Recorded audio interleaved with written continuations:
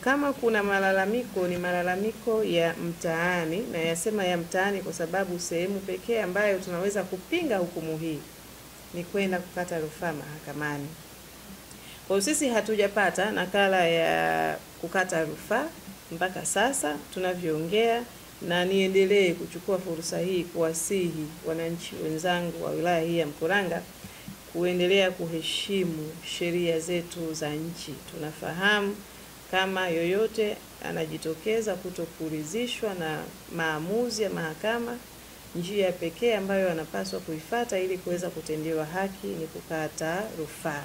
Naomba nikiri jambo hilo silifahamu, kwa sababu mimi niko hapa na nafahamu kama kuna changamoto hiyo, ina maana kamati yangu ya usalama moja kwa moja inahusika kwa njia moja au nyingine. Sisi ndio ambao tumekabidhiwa na tumeaminiwa kusimamia shughuli zote za kiusalama ndani ya wilaya hii. Kwa taarifa hii haijafika kwetu, na nitoe rai pia kwa wananchi.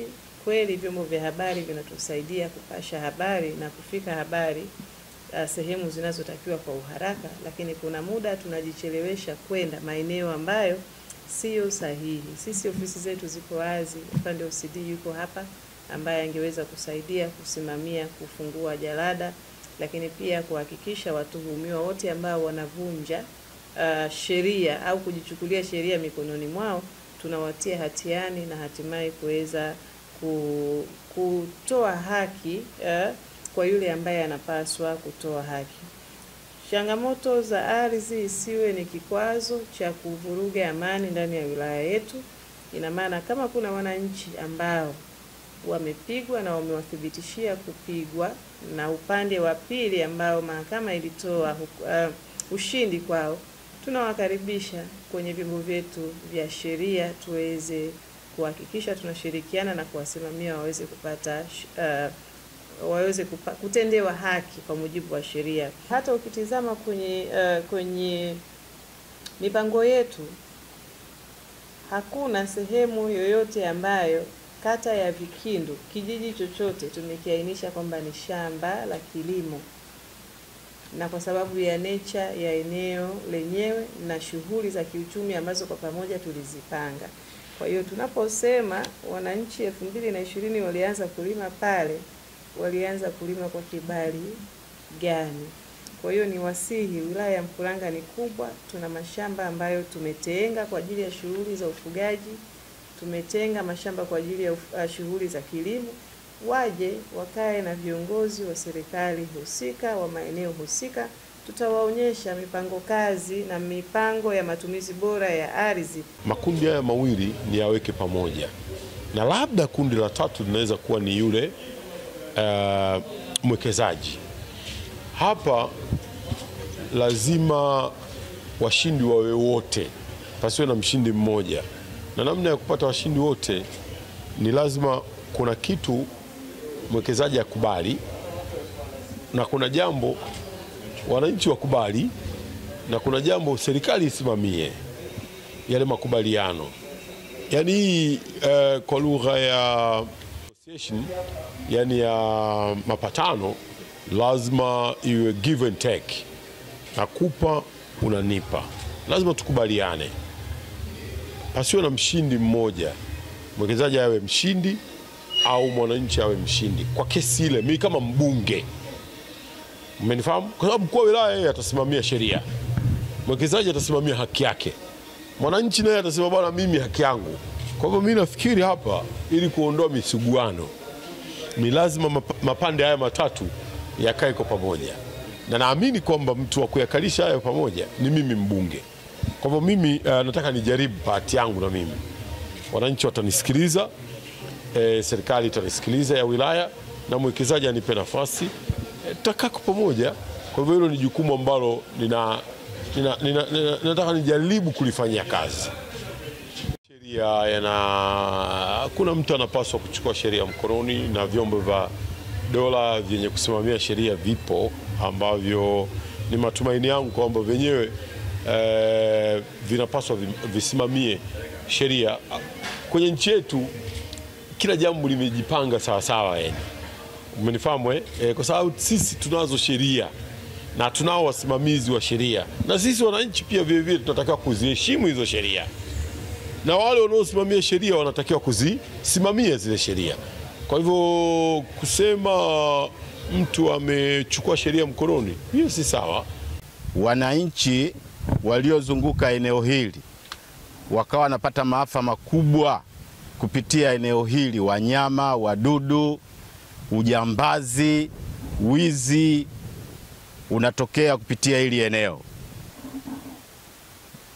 Mheshimiwa Rais wakati analudi kuzika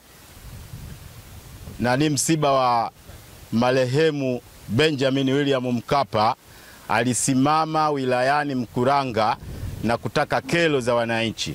Baadhi ya wananchi walisimama na kutoa kero juu ya eneo hili ambalo lina usumbufu kwa wananchi waliozunguka katika eneo hili. Rais aliamuru hapo hapo kufuta vibali vya uwekezaji wa eneo hili kwa mwekezaji husika na kukabidhi kwa wananchi. Eneo hili likawa chini ya wananchi, na wananchi wakaja wakaendelea shughuli zao hapa za kilimo na ujenzi moja kwa moja. Hata hivyo, baada ya wiki mbili haikutosha kauli yake, rais akamtuma waziri wake Lukuvi akaja shambani moja kwa moja, akawakuta wananchi wanaendelea na shughuli zao za kukata msitu na kukata msitu ili kuwe kusafi, waendelee na shughuli zao za kawaida. Lukuvi akathibitisha akasema, nimetumwa na rais, eneo hili mwekezaji Hamidu ana chake, hati yake nayo mimi kama waziri mwenye dhamana ya ardhi katika nchi hii. Wilaya imeamua kufanya hili na hili na hili, hatukuwekewa mkutano wa aina yoyote, wala kijiji akikuweka mkutano wa aina yoyote kwa wanakijiji hawa, wananchi ambao wanafanya shughuli zao humu. Leo gereda linapita, linang'oa miogo, linang'oa migomba, linang'oa minazi, kuiubabe. Tukitaka kuchukua tamaki kuja kuuliza, tunakamatwa na kupelekwa mahakamani, polisi mahakamani. Hukumu inapita siku 2 jela. Hatuna pa kukimbilia. Tukenda kijijini wanasema sisi hilo hatulifahamu. Tukenda wilayani mambo yanazimwa. Pa kusemea hatuna. Dhuluma inaendelea katika ardhi hii na wakulima hawana raha katika eneo hili.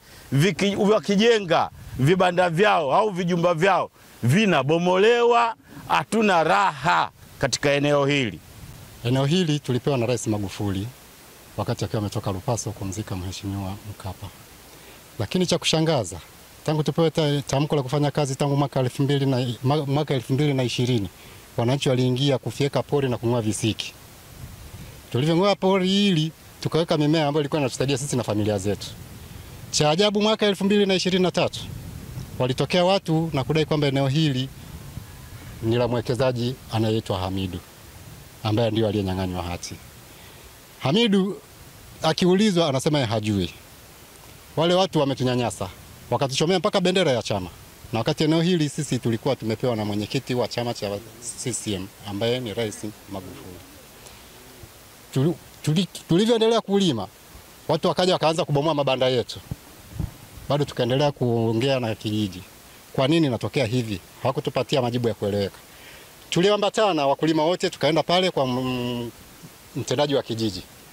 Tukatoka naye mtendaji wa kijiji, tukaja naye kwenye eneo la tukio akiwa na mtendaji kata. Tukawakuta watu wanabomoa mabanda, wakadai kwamba wametumwa na Gerald ambaye ni mwekezaji wa kampuni, hatujui kampuni gani. Na barua ya Gerald alipewa na mtendaji wa kijiji kwamba abomee mabanda ya watu. Mtendaji yule, tunatoka kwenye mkutano, washtakiwa 16 walikamatwa na wakaenda lock up, wakafunguliwa kesi ya kuvamia shamba la Hamidu. Haikutosha, wakakamatwa washtakiwa 3, wakafunguliwa kesi ya kung'oa beacon. Haikutosha, wakakamatwa tena washtakiwa wengine na kupigwa na Wamasai, wakafunguliwa kesi ya kuvamia shamba la kampuni. Tunashindwa kuelewa kwamba hiyo kampuni ni ipi na Hamidu ni upi na shamba ambalo lilopewa wananchi ni lipi. Ombi letu kwa mama, kama anataka, tunataka atoe tamko kwa ajili ya eneo letu sisi wananchi ambao tunanyanyasika katika eneo hili. Kwani tangu atupatie eneo hili tumekuwa tunajishughulisha na uovu mitaani ulikuwa hamna. Sasa hivi watu hata kuku inabidi wale nazo ndani kwa sababu ya watu hawana cha kufanya. Ukiangalia mihogo yote imeng'olewa shambani. Kuniundia tuhuma, wanigonge na gari, waniue. Mimi ndio nawaleta watu. Walioleta waandishi wa habari, wananchi hawa, msitafute jibu. Wananchi wanaolima humu mnaongolea mihogo yao ndio wanaoleta waandishi wa habari, kwa sababu hakuna kiongozi ambaye hajui. Kijijini mwisho jana wamekwenda, mwenyekiti anakataa, anasema mimi sijui, kama mnataka nyinyi pambaneni, mkipigana mimi nakutoa karatasi ya kwenda polisi. Lakini watu washafungwa na watu hawaingii katika mashamba yao, na watu wanalishiwa wanyama, ng'ombe wanapeleka katika miogo wanakula. Ukifukuza unakamatwa. Kuna Masai mmoja anaitwa Joseph Mwenga, huyu ndo katushtaki sana, katufunga. Sasa mimi nashangaa huyu kama nani? Na nani aliyomrudishia mwekezaji? Tunaambiwa alikuja mkuu wa mkoa. Lakini sisi hatujaitwa kusema jamani, mpaka sasa hivi rais, mimi ndo ni mteule wake, nimemrudishia. Rais amesema amemrudishia mwekezaji, lakini hatujawekewa kijiji wala wilaya wala mkoa wala, yani hatuna hivyo. Tunaendelea katika kijiji hiki cha Kazole ni kutunyang'anya maeneo ambayo tumepewa na Mheshimiwa Rais. Tunashangaa mpaka sasa hivi tunaona magreda anakata viwanja. Wanakata na tunaambiwa kuna mtu ambaye anakata viwanja. Sasa sisi hatujui, humu ni mashamba yetu, kuna mikorosho toka 2019 alipotoa Mheshimiwa Rais mpaka leo. Lakini kila tukienda ofisini tunaambiwa wao hawajui. Mpaka jana watu wameenda wamesema hawajui. Kama mnataka pambaneni, anaopambana akosi, lakini mkipigana mimi cha kusaidieni, nitatoa karatasi mwende polisi. Sasa hatuelewi, je, huyu mheshimiwa ambaye anasema amerudishiwa hati, lakini mwenyewe asema viongozi ndio wanaosema, hatujui, kwa sababu mwenye ardhi nchi hii kama mlivyosema Mheshimiwa Magufuli ni rais. Sasa hivi mwenye ardhi hii ni Mheshimiwa Samia Suluhu Hassan. Hatujawekewa mkutano wowote kusema amerudishiwa. Samia amemrudishia mwekezaji, lakini tunapachikiwa mwekezaji, tunaambiwa Gerald, tunaambiwa nani. Sasa hili jambo mpaka sasa hivi wananchi tumechoka. Kwanza tumefungwa. Mimi mwenyewe nilikuwa na kesi nimeweza mwezi wa 3. Kuna mwenyekiti wangu kafungwa, kuna watu chungu mzima wamefungwa. Kena watu shtaki sio mwenyewe, anaotushtaki mtu mwingine.